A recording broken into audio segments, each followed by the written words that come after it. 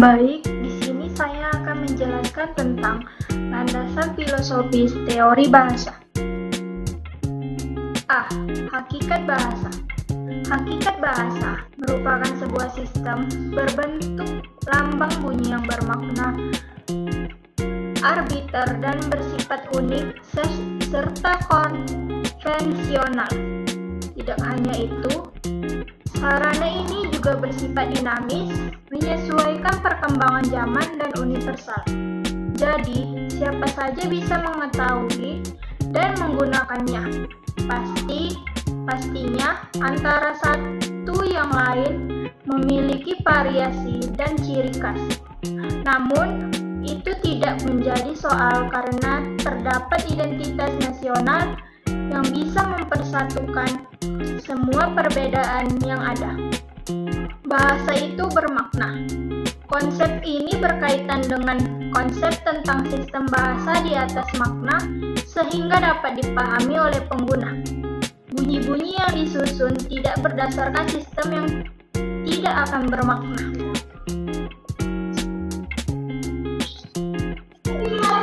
B. Epistemologi. Epistemologi dari bahasa Yunani episteme atau pengetahuan dan logos atau ilmu adalah cabang filsafat yang berkaitan dengan asal, sifat, karakter, dan jenis pengetahuan. Topik ini termasuk salah satu yang paling sering diperdebatkan dan dibahas dalam bidang filsafat. Misalnya tentang apa itu pengetahuan, bagaimana karakteristiknya, macamnya, serta hubungan dengan kebenaran dan keyakinan. Epistemologi dapat diartikan sebagai teori tentang pengetahuan yang dalam bahasa Inggris dipergunakan istilah theory of knowledge. Istilah epistemologi secara etimologis diartikan sebagai teori pengetahuan yang benar, dan dalam bahasa Indonesia disebut filsafat pengetahuan.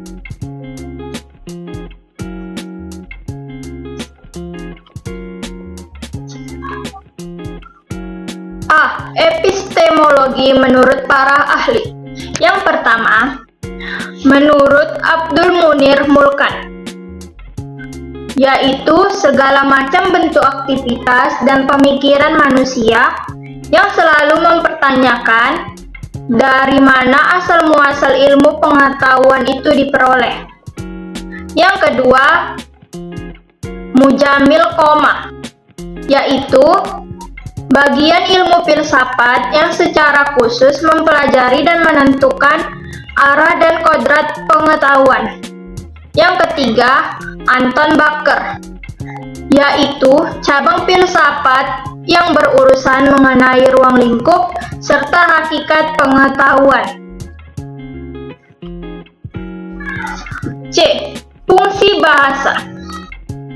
Makhluk hidup mempunyai alat komunikasi yang dapat digunakan untuk berinteraksi sesama lain, dan alat komunikasi manusia yaitu bahasa.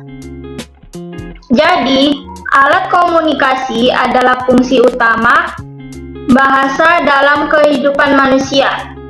Di samping adanya fungsi yang lain, maka masalah kita pertama kali apakah komunikasi itu?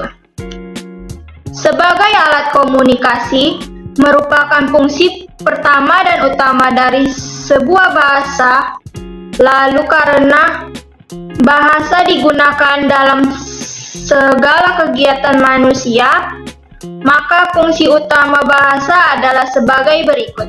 Yang pertama, sebagai alat untuk menyampaikan pikiran, pendapat, ide, atau konsep dari pihak penutur, dan sebagai alat untuk menyampaikan komentar oleh lawan tutur terhadap hal yang disampaikan oleh penutur. Komentar ini bersifat opsional, boleh ada, boleh tidak ada.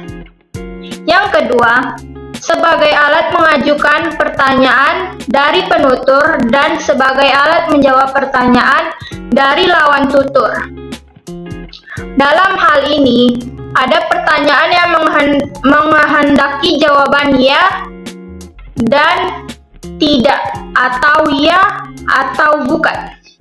Ada pertanyaan yang menghendaki jawaban berupa penjelasan panjang lebar, dan ada juga pertanyaan yang menghendaki keterangan yang ditanyakan. D. Hubungan filsafat dengan bahasa.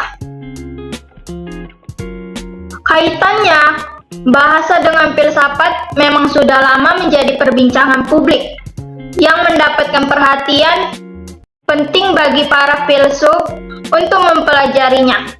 Perhatian penting dari perbincangan ini adalah ketika para filsuf menyadari bahwa segala macam problem dalam filsafat dapat dijelaskan melalui suatu analisis bahasa.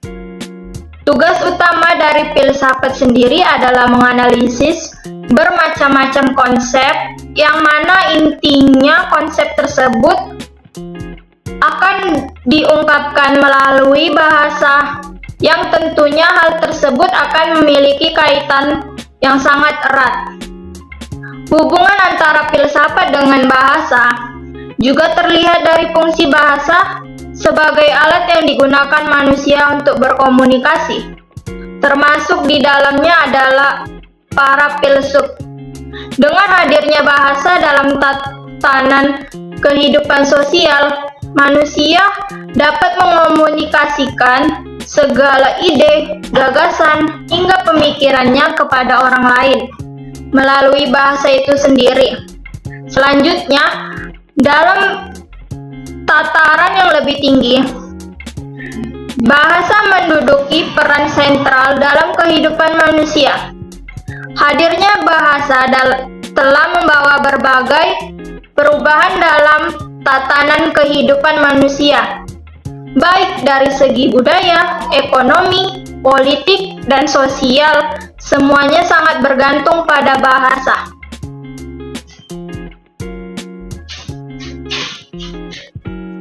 Fungsi bahasa yang paling utama adalah sebagai sarana komunikasi, yaitu sebagai untuk menyampaikan maksud dan informasi dari penutur kepada mitra tutur.